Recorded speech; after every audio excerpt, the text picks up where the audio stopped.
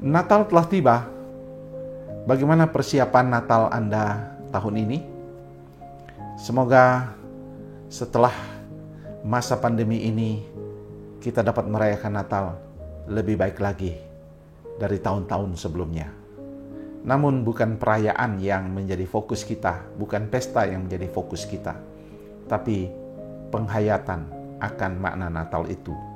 Itulah yang terpenting, yang kita jadikan renungan dalam hidup kita, pegangan dalam hidup kita memasuki tahun baru. Tahun ini tema Natal kita adalah Datanglah ya penasehat ajaib, Allah yang perkasa, Bapa yang kekal, Raja damai. Terambil dari Yesaya pasal 9 ayat 5 dan 6. Tentu kita tahu kitab Yesaya adalah kitab tentang kedatangan, nubuat tentang kedatangan Mesias, Raja yang dijanjikan, Raja yang dinubuatkan untuk memerintah seluruh umat manusia. Dan itu tergenapi di dalam Yesus Kristus. Semua ahli biblika yang Kristen tentu percaya akan nubuatan yang ada dalam kitab Yesaya ini adalah tentang Mesias, Raja yang akan datang dan tergenapi di dalam pribadi Yesus Kristus. Kedatangan Sang Mesias itu tentu yang dinubuatkan bukan hanya pribadinya, tetapi seperti apakah dia dan bagaimana dia akan memerintah umat manusia. Dalam kitab Yesaya ini tentu dijabarkan lengkap tentang kedatangan Sang Mesias. Namun, kali ini kita akan memfokuskan terhadap 4 nama yang diberikan, yang dinubuatkan, yang diberikan kepada Mesias, yaitu Yesus. Karena keempat nama ini, keempat sebutan ini, untuk menyatakan siapakah dia yang akan datang dan apa yang menjadi karyanya bagi manusia. Jadi ini bukan hanya sebutan biasa, nama biasa, tetapi memiliki makna apa yang menjadi karya Kristus di dalam kehidupan umat manusia, di mana dia memerintah kita, orang yang percaya, dan memerintah dalam kerajaannya. Dalam Natal ini kita akan merayakan satu persatu nama itu. Khusus dalam renungan pranatal yang pertama ini, kita akan memfokuskan, dikatakan Yesus sebagai penasehat ajaib. Apakah artinya dia penasehat ajaib? Wonderful Counselor. Mesias yang datang tentu disebut penasehat ajaib karena dia akan memerintah dunia, akan memerintah umatnya, kita yang percaya, dengan hikmat Tuhan. Hikmat berbicara tentang nasihat yang praktis, yang berguna untuk untuk kehidupan manusia selama dia ada di dalam dunia. Dengan kata lain, ketika ia hadir, dia adalah hikmat Allah itu sendiri. Nah, bagaimana kita memahami hikmat manusia, hikmat dari Tuhan itu? Dan mengapa kita memerlukan hikmat dari Tuhan? Karena dia disebut penasehat ajaib, Wonderful Counselor. Apa maknanya bagi kita di Natal ini? Ada 3 hal. Yang pertama, kenapa kita memerlukan hikmat? Karena manusia lebih mempercayai hikmat manusia daripada hikmat Tuhan. Kisah Adam dan Hawa dalam Kejadian pasal 3 menunjukkan manusia lebih mempercayai nasihat iblis daripada nasihat perintah Tuhan. Inilah kesalahan fatal manusia yang pertama dan akhirnya mengakibatkan kefatalan sepanjang perjalanan sejarah manusia. Manusia bukan hanya jatuh ke dalam dosa, tetapi menuju kepada kehancuran. Lihat kondisi manusia saat ini.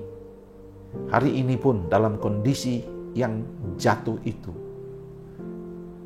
Manusia lebih mempercayai, manusia modern pun sampai hari ini masih mempercayai nasihat manusia, hikmat manusia daripada nasihat dan hikmat dari Tuhan. Syukurlah kepada Tuhan. Oleh karena pengorbanannya, Dia telah melepaskan kita dari kutuk dosa, dan oleh hikmatnya kita telah diselamatkan. Hal yang kedua, Ia adalah penasihat ajaib. Ketika Ia disebut penasihat ajaib, apa maksudnya? Mengapa kita memerlukan penasihat ajaib itu? Karena berbicara tentang hikmat, maka hikmat itu, hikmat manusia itu, ada hikmat dari Tuhan, ada hikmat manusia yang kita baca di Alkitab.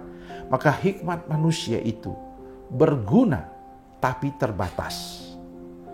Kisah orang Majus dalam Matius pasal 2 menunjukkan hal itu. Orang Majus dalam bahasa Inggris disebut wise men, orang-orang berhikmat.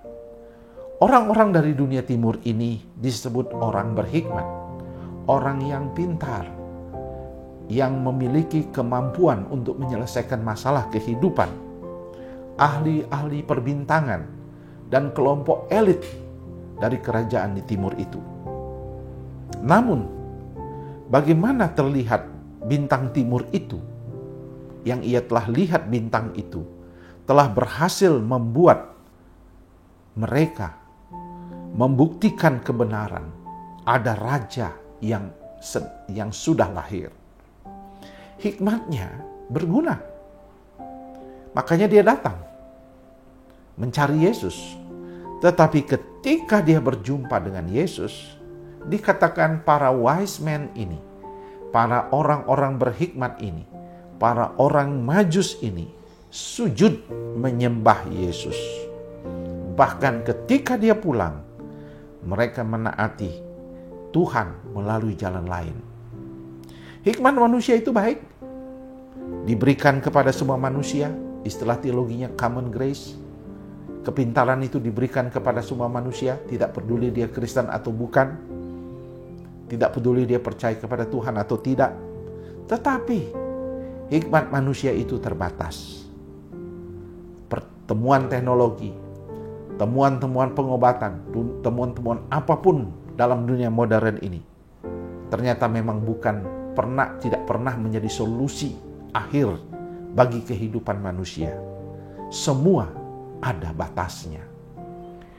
Hikmat manusia terbatas, tapi hikmat Tuhan tidak terbatas. Itulah sebabnya kita memerlukan penasihat ajaib. Yang ketiga, hikmat sejati itu ada di dalam Kristus. 1 Korintus 1 ayat 22 dan 24, Paulus menjelaskan bahwa orang Yahudi mencari tanda, kuasa, mujizat, sign and wonder. Orang Yunani mencari hikmat. Salib itu telah menjadi batu sandungan. Tetapi ingat, di dalam ayat 24 Paulus berkata, Kristus itulah kekuatan dan hikmat Allah. Mungkin terlihat seperti kebodohan, tetapi Kristus adalah kekuatan dan hikmat Allah bagi manusia. Solusi manusia dalam menghadapi kehidupan ini, dalam menghadapi tantangan, pergumulan yang ada di dunia ini, itu ada pada hikmat Tuhan lewat kehidupan Kristus dan firman-Nya. Kita harus meneladaninya dan menghidupinya. Dia adalah sumber pertolongan yang membimbing umat manusia.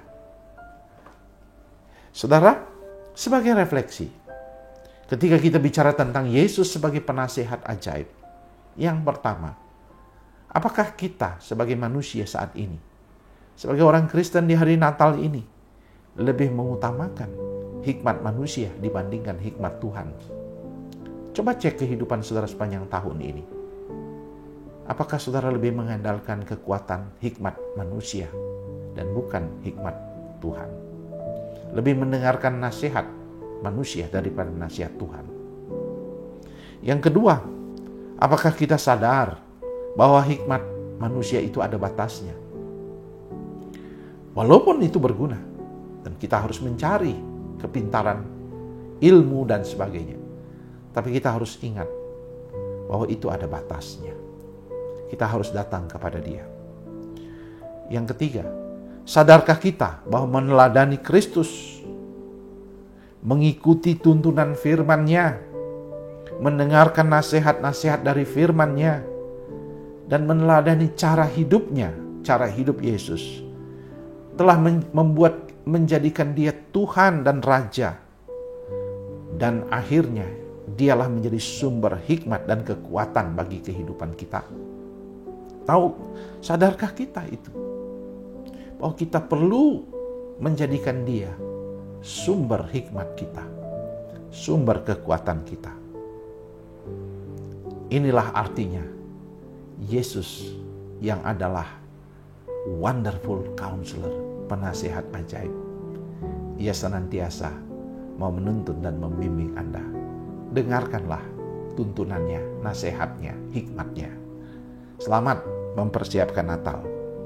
Video berikutnya kita akan membahas tentang Yesus sebagai Allah yang kekal. Selamat mempersiapkan Natal. Tuhan memberkati.